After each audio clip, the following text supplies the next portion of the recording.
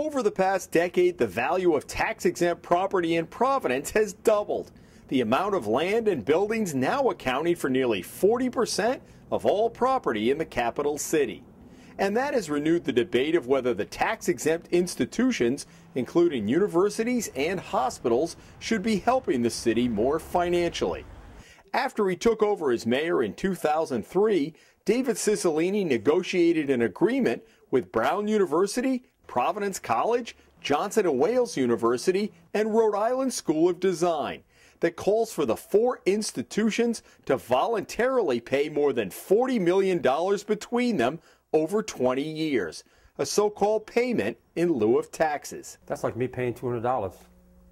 I mean, in ratio, if you look at the university, how much money they have, that's like me paying $200 on my taxes a year. In February, we introduced you to Tony Demings, who owns the Brooklyn Coffee and Tea House on Douglas Avenue, which doubles as a haven for budding artists.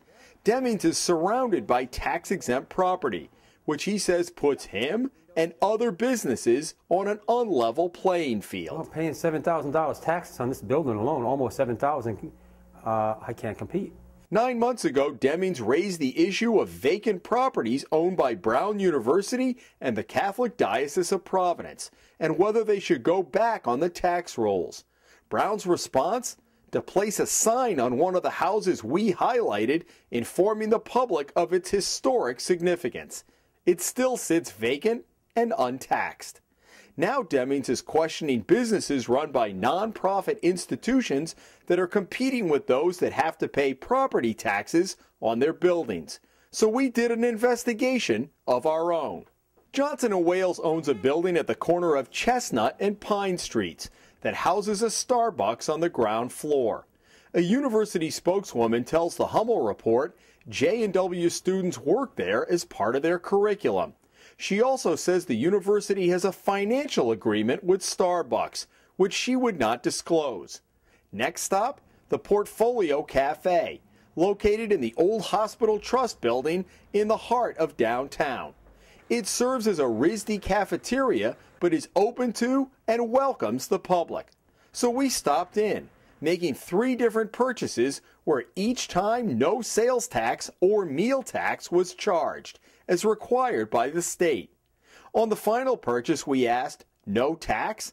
The cashier responded, well, we're supposed to, but, her voice trailing off. Next stop, the RISD bookstore, which touts no sales tax for students. But we weren't charged either for this notebook that you could buy at any office supply store, even after we told the cashier we had no RISD ID when she asked for it. The sales slip lists the Rhode Island sales tax, then zeroes it out. Conversely, we bought a similar notebook at the Brown bookstore and were charged the sales tax. A spokeswoman for RISD tells the Hummel report that in both cases, the failure to charge tax was, quote, inadvertent. She said they were not sure why Portfolio did not charge the tax, attributing it to new temporary staff in training.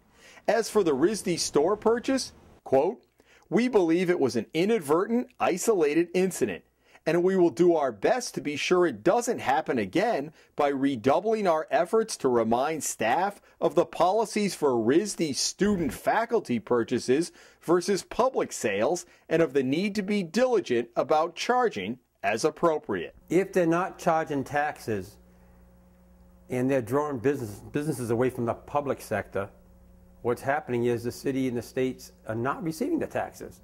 What's happening is like a funnel.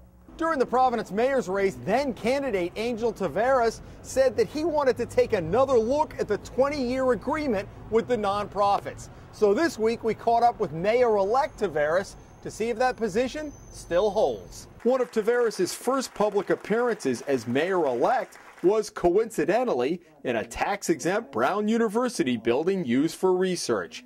Taveras says he does want to revisit the financial agreement between the city and the tax-exempt institutions. Then we asked him specifically about vacant buildings owned by the nonprofits. I think the whole relationship needs to be revisited. I think you bring out a good point in terms of vacant property, that it's not being utilized for any purpose, which could actually be on the tax rolls. So I think it's part of the relationship that needs to be revisited and find ways that we can work together that makes sense and that is fair to everyone, not only to the institutions, to the city, but to the other taxpayers of our city as well. And what about the failure to charge tax at the two RISD entities? I was unaware of that, but it's certainly something, now that you brought it to our attention, certainly something that is important not only for the city but for the state of Rhode Island, for obvious reasons. In Providence, Jim Hummel for the Hummel Report.